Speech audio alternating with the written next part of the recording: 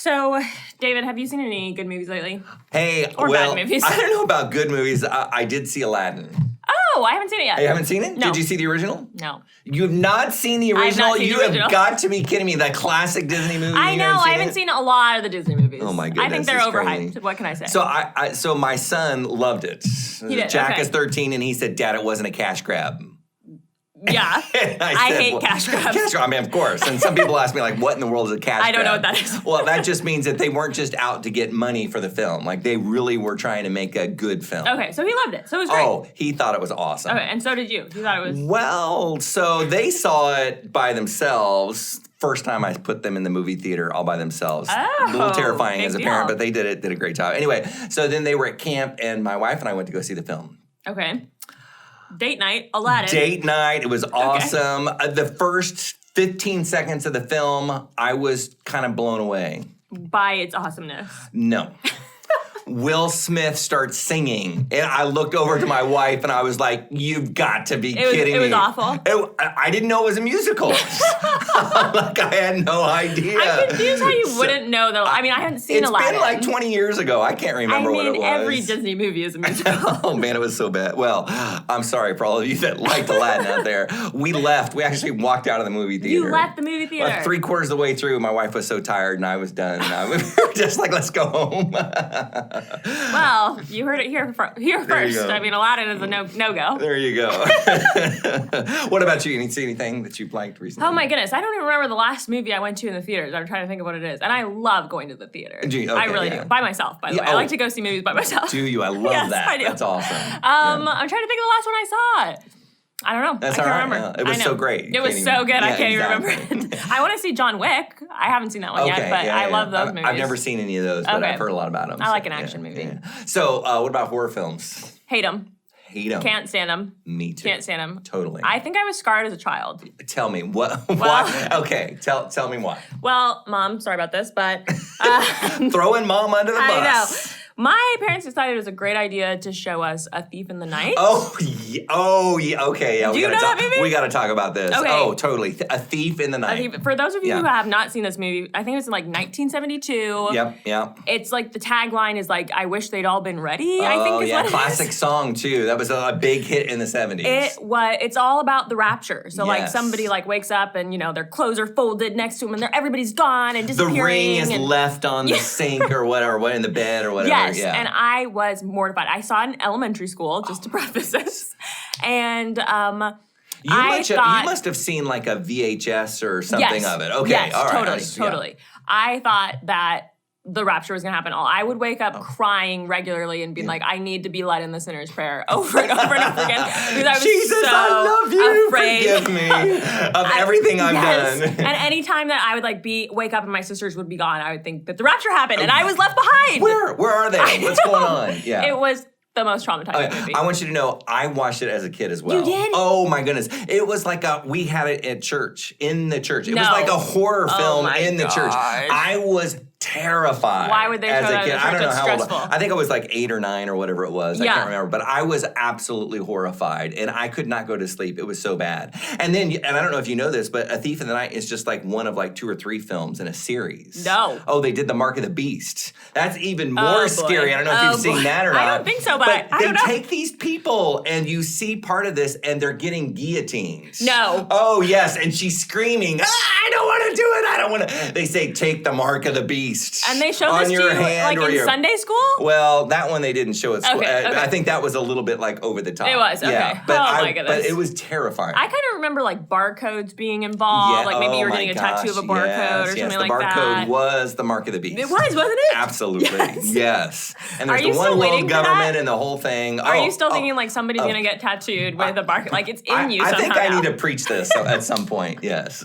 I still feel like, oh boy, if you get a barcode and you're in trouble.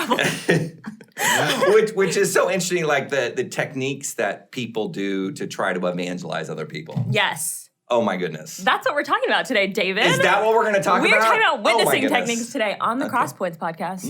Interesting.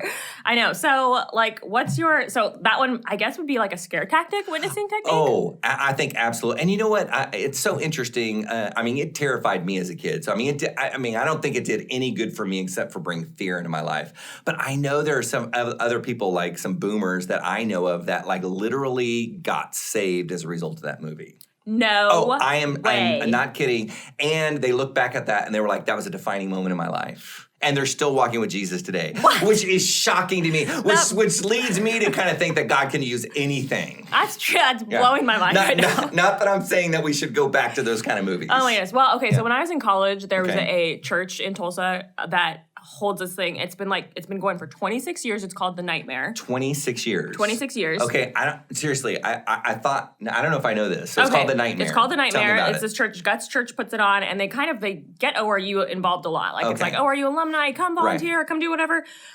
So a ton of people went. It's definitely targeted towards like preteens and teens.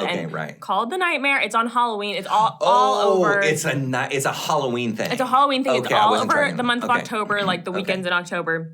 And their quote for it is, it's a graphic walkthrough of real life, modern day struggles challenging our society today. Okay. So that is what they're real life graphic walkthrough. Of Okay. modern day struggles. Okay. And reviews of it that people, and that you can find videos on YouTube, not that I'm recommending this. If you're listening to this in front of kids, like, pause it for a second or turn it down. But it's gory, it's violent. They have like coat hanger abortions. What? They have murder-suicide for bullied students. Wow. Violent rape in bathrooms. What? And it's like college kids. Hold it. So did you get to participate in this? I did not participate. Okay, you did not. I mean, I wouldn't have like shamed you had you, but I was just curious. Like, I did not, but it was I know a lot of my friends did. Sure, and a lot of friends loved it. Yeah. Some people just would go to it every year. It was kind of like it's like, it's gory too. Right. Like, it's people with like hatchets and like, it's like, so it's honestly, like a haunted house. That's what I was just going to say. Like, they're like entering into the culture of the haunted house deal, right? But they're so trying it wasn't to show, like outside of the realm of what everybody was expecting to kind of see. Yes, except for like rape, abortion, like those kind of things. They're trying to show. That's like even over the top. It was crazy. They're trying to show like the heightened level of sin in the world, and then at the very end, you go into a room to be saved. Right. So you hear the gospel message, and they're giving you an opportunity. Yes, and I tried to find a stat because I think they've been like, I remember them saying it was like really, really successful. So in 2017, they had 2,584 people commit their lives to Christ. Those are the people that committed their lives to it. How many thousands of people went through it? I have no idea. It's got to be tens of thousands. I know. It's a big thing in Tulsa. Wow. It's a big thing. That's interesting. And like, to me, it's like awful. Like, I'm like, oh my gosh, that would be like traumatizing. But obviously lots of people are like committing their lives to Christ. Isn't that kind of crazy? So you think about all the different kinds of evangelism that people use, like the typical guy that's on the street, right? I saw this. I don't know if you saw this over the last couple of years, but people on the plaza now are standing on the street corners with signs. No, I haven't seen that. And it's kind of like, repent or you're going to hell. And like they're on, like during the summer, they'll be out there. Yes, okay. And I haven't gotten any information, but it's just that same kind of thing of like almost in your face Sidewalk evangelism. preachers. Street walk. Yeah, exactly. Okay. I thought, man, that's kind of like going old school. I know. Have you ever done that? Did you grow up doing anything like that? You know what? I never grew up doing like the hold the signs, but we used to go out into the streets and we would have these clipboards and we would ask questions. So we would say, hey, we'd like to interview you. Okay. And we'd ask them all kinds of different questions, like random questions. And then we'd get to the main question, which would be, if you were to stand before a holy God, why would he allow you to enter into the gates of heaven? Ooh. Right? Yeah, and then they would say, I'm a good guy, I haven't done anything bad. And then it would kind of lead into a gospel conversation. Okay. Wow, and those were really pretty successful actually in the 80s. Okay. I don't know if they would be as successful today because I think people like have a really different perspective today than they did 30 years ago about like standing before the pearly gates of heaven, before a holy God. I don't know that people think quite like that anymore. Yeah. Right. And I don't even know if somebody would give you the the time of day, like you'd be like, stop with the clipboard. Like, Yeah. I know. Well, maybe you'd have your phone today. Yeah, true, but yeah. But still, I think just people think a lot differently, Mm-hmm. which we've seen kind of in the culture of the church, like evangelism, if we want to use that word, like I know is a big put off for a lot of people, especially Christians, right? Mm-hmm. Because they think of people beating someone's head over with the Bible and that kind of a thing, and we're pointing our fingers at them and telling them how bad they are and that they're going to hell. Yep. Right. But I think the church's move has been kind of towards, let's do relational evangelism. Yeah, Right? I think so too. It seems like that's a big shift. Yeah. So have you had any experiences in your own life where you've had an opportunity to and then, I'll take a step back. Then the question is like, well, are you just befriending someone so that you can lead them to the gospel, right? Or are you really like genuinely wanting to be a friend to them? I'd say the latter. Have you ever had those mixed experiences? No. Okay, good. No. So there have been that conversation. And, like, talk to me, please. Hello, I'm a Christian. Right. I have had a lot of success in like just relational evangelism. Okay. Myself, like I've the couple places that I've worked pre-motherhood and not working, I've led people to Christ, but not for witnessing, just from like being a Christian in the workplace. Okay. So I feel like that's a really now like, I'm going to stop right there one. Because you are not normal.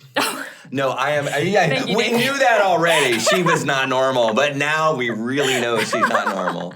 No, because most Christians have never led anyone to Christ. No Yes, way. it's really a sad stat. What's the stat? Like somebody, surely people at least have led we need to look it up, but I know it's something. just like most people never have. Really? Yeah, Oh, it's really interesting. That's really interesting. Mm-hmm. So I'm curious. So when you were maybe not in your motherhood stage right now, at Hallmark I worked in another place, and I think I'm a big proponent of like just being a kind person and a nice person, and also like being a Christian, like not being afraid to say you're a Christian, but not like being like, hey, do you want to be a Christian? Hey, do you want to be a Christian? Exactly. That's like my thing, and it's worked for me. So I don't know. Right, and I think there's something about being socially aware, about knowing if somebody is really interested or not interested in knowing about the gospel, but yet still just living a life that's really open. Yeah. Right. Yeah. So when you've had an opportunity to lead someone to Christ, was it a crisis moment in someone else's life, or was it just because they saw something in you? At one place, I think it was like a longevity of time. I'd been there for like almost a year or something, and I think she just really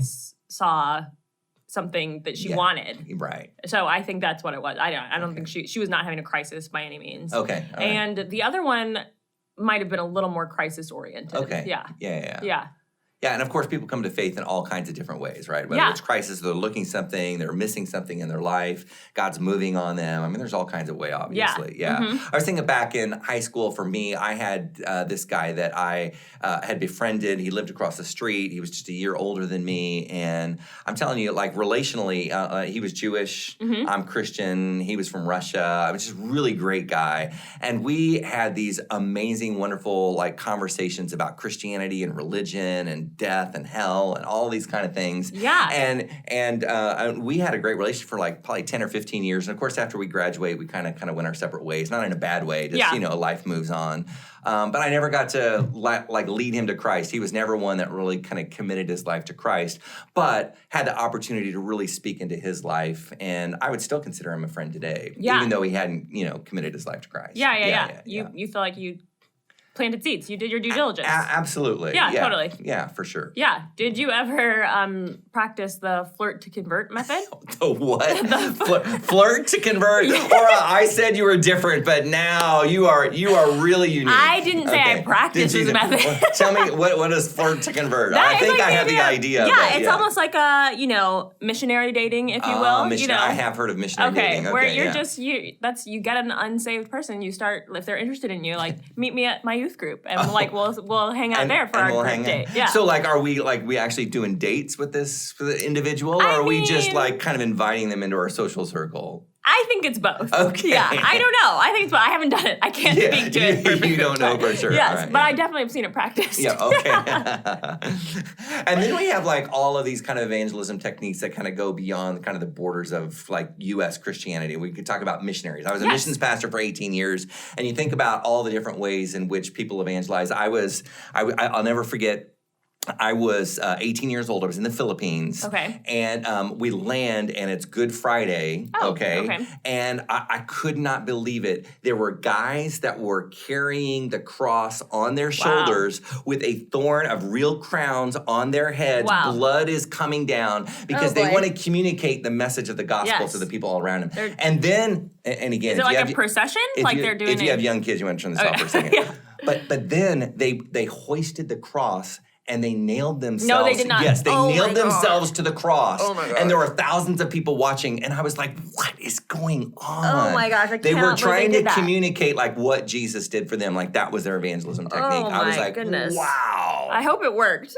I don't know, but that was Oof, that's gory. That was gory. Wow. Yeah. I've never experienced anything like that. Seeing anything like I had that. neither. It was scarring. You'll never forget that. I will not.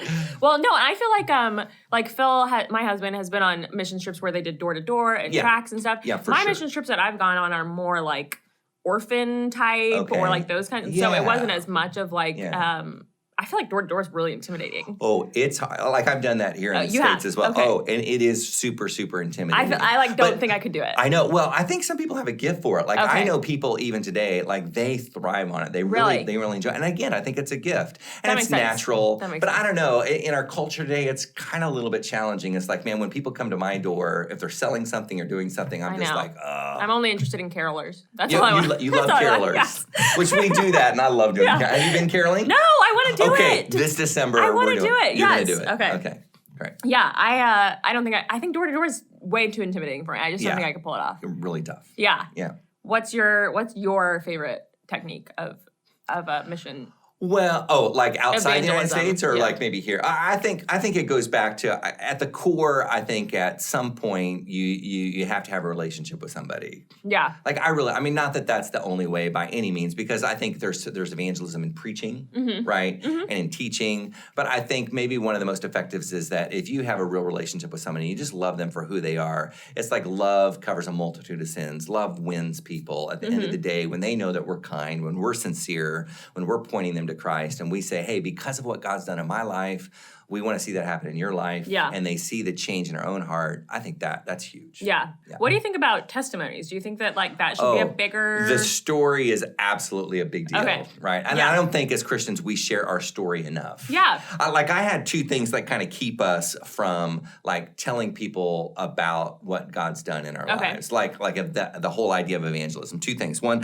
is that we don't have enough non-Christian friends. I think we live in the Christian ghetto, right? We don't have the Christian friends because we get into the bubble. We surround ourselves with Christians, and I understand that to some degree because it's like we want to hang out with people that are kind of like us. We don't want to go out and do some of the things that worldly, if we want to say quote worldly people want to do. But God doesn't call us to extract ourselves in the world, to go and live and be hermits. He calls us to be in the world, just not of the world. Yeah. And I don't think we have enough non-Christian friends. And I'm pointing the finger at myself because I don't have enough of those either, right? And then I think the second thing is that we just simply don't share the gospel. We don't share our story. Yeah. And I think we forget the power of kind of where we've come from. Yeah, I agree. No, I think that's really true. Yeah. I was thinking like in college, even like you were so bonded with people because it was so it was telling of your story back. Nobody knew you, so you had to like tell your story, and you're interacting with them like day in and day out. I mean, you're spending so much time with these people. Yes, it's just crazy deep connections. Yeah. And then like post college or pre anything like that, you think like, man, did they actually have I ever told them that about me? Or like you know, you just like it's a different ball game. Absolutely, it is. Yeah. Yeah. I wish we had more moments like that when we're able to spend more time with people so that we could share our stories. I know. I mean, like in our culture today, we just don't have those moments, I think, where we're spending a lot of time, except like maybe in college or something like that, or school or totally. Whatever. Yeah, for sure. Yeah. Well, it's interesting because I think that a lot of people, secular or Christian, maybe do have a lot of opinions on missionaries and like missions work and evangelism and like what's socially acceptable. And as a missions pastor, I got that all the time. You did? Think about like Jim Elliot, right? I mean, that was a huge thing in the 50s, right? Here he is, and he's going down trying to reach the Waorani people. Yes. And people are like questioning that, and he becomes like a hero because he's killed. Yes. By one of the tribesmen, right? I was just trying to share the gospel. Yes. And eventually this whole tribe comes to the Christ. The whole tribe it's does. Huge. It's a big deal. And the beautiful part of that thing is that the guy who killed Jim Elliot baptized I think it was his granddaughter or grandson. Wow. Like the guy became a Christian. I mean, like, that's crazy. Yes, okay. But it leads to like a lot of questions. Like Yes. the ethics of like reaching into a group of people that maybe not want to have. Yes. Right? Yes. And recently, did you hear about John Chow? Do you know who this is? Yes, I followed this guy. Okay. Yeah, he was a guy like, was it the Maldives or what? Maybe It I was in the wrong area. North Sentinel. Oh, North. Okay. Yeah, all which right. is like in between like India and like Myanmar So it's area. it's in that area. Yes. So the Maldives is in between by India. Yeah. Is it? Yeah, Okay. Mhm, Yeah. sure. So I went to college with him. You did not. I went to college with him. No, hold it. I watched like this guy was like the Jim Elliot of the day. Now, modern day. And you went to college with him. I went to college with him. Like did you know him? I knew him. I wasn't friends. ORU is so small. Everybody knows everybody. Okay, I saw okay. him all the time. Okay. I've definitely interacted with him. We Okay. weren't in the same group of friends. Okay, But all right. yes, so I knew him. you got to tell the story because I'm sure there's a lot of people that are going, okay, Yes. what are you guys talking about? Okay, so John Chow, American missionary, and he went to North Sentinel, which is a little island, and it's like a group of people who are, they just live on their own. They're like not... They're completely remote from civilized. Yes. They are not civilized at all. Yes, And the they are a Indian spear government like people. protects them. Yes. They don't want outside influences at all. Correct. They're nervous of disease, and Right. also these people are not welcoming to strangers either. Right. So it's a Correct. protective on both ends Right. kind of thing. So John really felt led to go to the North Sentinelese Yeah, okay. people. However you say it. And he knew it was dangerous. He Right. prepared for it. Right. He got a ton of immunizations, and he isolated himself for a long period of time to make sure he wasn't going to bring anything to them. Right. And then worked with some fishermen to like get over there Yeah, over and over again. like he had to kind of pay him under the Yes. Yes. in order to get him there because it was not legal to Exactly, do this, it's right? illegal. Right. Yes. So he had to, get some fishermen, and then he would go, and he went a couple of times. Right. He kept a journal. He was nervous that he was going to be killed. He Right. did not want to die. Right. But said that he felt that that was what God had him do. And I think I read somewhere that he even told his family what he was going to do and that he was prepared to lay his life down for the gospel, yes. right? He was like, I do not want to die, but I Right. will die. I feel that this is what Yeah. will happen. And So what happened? So he goes in a canoe. he goes, he's on the he takes beach. like a kayak or a canoe Yeah, or I think it was something, a and he kayak or goes to the beach, and he's kind of, they don't speak English. He's Yeah. kind of yelling at him like, God loves you, Jesus loves you, and So he didn't learn the language, or he didn't know the language. he didn't know the language. Oh, come on! I know. You There's gotta- a lot of drama with this See, like with case. Jim Elliot, like they tried to learn the language. They were trying to like connect with them. Yes. Yeah. so I don't it's- even know how many people know the like if it's an isolated people group. Yeah, How many okay. people know the language? I don't know. Okay. I don't know. But he didn't, and he got shot with an arrow. Okay, he did eventually get murdered. Okay. There, But and they don't there's have his body. Or there's some anything. Mm-hmm. controversy around that because they don't have his body. I think there's some people that feel like maybe he's really not dead. His mom thinks he's still alive. Okay, right. Because Yeah. they know he got like speared, but they don't know like did that really end and result in The his death? fishermen saw him getting dragged, and Oh. they saw them like digging a hole. So the fishermen felt confident that It was he the assumption that he was actually yes, dead. but Yeah. they don't have his body. So Yeah. it was really, it was really interesting because of how controversial it was in the Christian circle. Even I listened to an NPR Oh. article, or not an article, somebody, recording, yes, yeah, whatever. and like it was a Baylor professor who was really bashing John Oh, really? about his Okay, techniques, yeah. and it was just really interesting that like something that I think Christians like really maybe look up to, a martyr. Yeah, for But sure. they really stripped him of that. Yeah. Because of his He's controversial. not the hero like Jim Elliot Yes, was. because he could have brought sickness to them. He Right. didn't know their language. He went by himself. There's just a code of conduct. Right. Yeah. So then there's the ethics, like as Christians, are we called to go into all the world? And do we like neglect like whatever kind of the legal process is of saying, hey, it's illegal to go into this Yeah. room? And it's like, hey, listen, we're called to go. No matter what you say, we're going to go and present the gospel. Yes. Because how else are these people ever going to hear the gospel? That's how he felt. Yeah. Yeah. Yeah. His dad has done interviews. His dad's super mad about it and like doesn't think Oh, so yeah. See, I didn't hear Yeah, this. So his his- dad is like, he's mad that he went. he's mad. He thinks Okay. that the Christian evangelical evangelicals kind of like hyped him up, like kind of like they pumped him up and almost forced him to go. So to speak. He's really upset with but the whole thing. But the mom was into what he did. Yes, I think she thinks that he's still alive. It's a lot of stuff Isn't going that a on. picture of kind of maybe where Christians are? Like half the Christians would say, yeah, man, that's totally wrong. What was he thinking? Yes. And the other half would be like, no, that's what we're called to do. Yeah. Yeah. It's interesting how controversial it became. Okay, so let me ask you the Yes. question. What is your perspective? I was heartbroken by the John Chow. I was so I'm sure if upset you know about this it guy, yeah. for longer than I would even care to tell you how long I was upset about it. Yeah. And it's tough.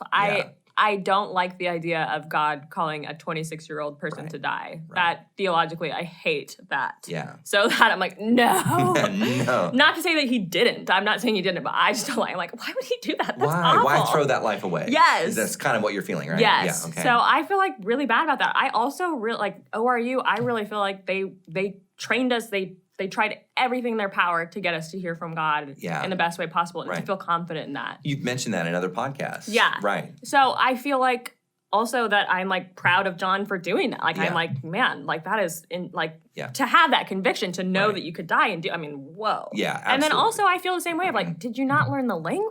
Did you not? Yeah. So I have a lot of feelings, but also like it's another thing of feeling like this was a human person. This is like, let's not like bash him for dying. Like that's an awful thing to like. Exactly. Be Let's have a little through. sensitivity here. Yes. Yeah. I mean, we don't have to like acclaim him a hero or whatever, but let's don't tear him down. Yeah, totally. Like it's like kind of unnecessary.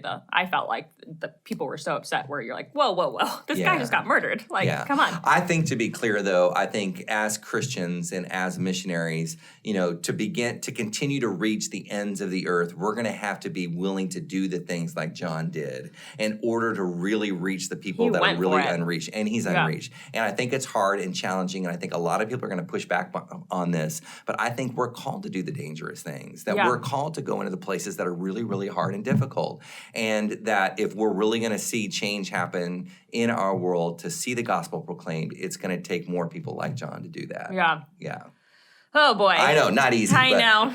There you go. Well, David, I'm going to end with a question for you about witnessing still. Oh, witnessing. We're in the Still witnessing about mode. witnessing. Okay, let's do it. So when I grew up, like Halloween, for instance, Christmas, like Christian world was totally separate from secular You're not going there. I think I know what question you're going through. Okay. For instance, on Halloween, my mom would put a sign on the door that says, "We do not celebrate pagan holidays." Oh. So. Okay. Ora's mom, I've never met you, but. Only 1 year. I think it was 1 or 2 years. Only 1 year. She's not throwing you under the bus. She does love you. I know. That was okay. But it is indicative of what took place quite a while ago. Yes. Like, seriously. And like Christmas was just for Christ. Like we did, which I love, and we do this, and I brought it into my family. We did a birthday cake for Jesus. Yeah. So like things that it was. Yeah. Oh, you know what I mean? Yeah. But absolutely. now in churches, we've got Easter bunnies. The Easter bunny in the church. Got the nightmare, for instance, at church. Okay. We've got Santa Claus. Yeah, Santa for Claus. pictures. Yeah, like, we did Santa pictures. Tell me what you think about that. Okay, well, all right. I'm going to give you my spiel because I really have one. I'm going to try to keep this condensed. Okay. But we were like kind of told the same thing back in the 80s. Turn your lights off. Yes. Don't allow those kids to come in. It's a demonic holiday, whatever. Mm-hmm. And so as I got older, and especially when I started having kids, I'm like, how can the church turn their lights off and tell people to go away when the whole community is out? Yeah. It's the one time of the year when everybody is out. And I live in a neighborhood in which hundreds and hundreds of people are out. Okay. Like families are out that I've never seen all year long. And I'm like, we as the church can't be out there and involved in this. Like I can't take my kids trick-or-treating and engage with the community around me. How sad. And I think that's like a microcosm to the church. Like we try to like close ourselves off to the cultural thing to say no, that we're so vastly different than the world that we can't even engage in it. We're saying we're set apart, we're holy, but we're missing the point of like being where the people are. Mm-hmm. It's not like we're engaging in some demonic issue. We're going around and asking for like candy. Mm-hmm. We're going around and we're like, maybe taking pictures of a guy in a beard who's Santa Claus that everybody has different perspectives about. But I'm just like, man, let's lean into what our culture is doing, not in a unchristian way, but in a Christian way of really relating to people. Because I feel like it's a witnessing technique to be like, hey, we have Santa at church, come take pictures or something. I feel like that brings people in. Absolutely. You don't know the numbers of families that we've had that want to come in because they want to get their picture taken with Santa, or they want to get their picture taken with the Easter Bunny, or they want to do an egg hunt. We didn't even used to do egg hunts. I never. But now we get dozens and dozens of people that come just because they want to do the egg hunt. Yeah. And I think if we're gonna really be a light to our community, let's offer something that our culture is already doing anyways. Okay. And there's just nothing inherently wrong with it. Okay. That's how I feel. Okay. So yeah. Thanks for answering. Yeah, absolutely. Well, if you guys have any questions for us, send them in. Comment, DM us, and also you can email us at CrossPoints. At podcast. Podcast at CrossPointsChurch.com. Hey, and we'd really like to hear what topics you'd like us to talk about. Send We'd that really in. love to hear that. We would love that. Thanks for listening.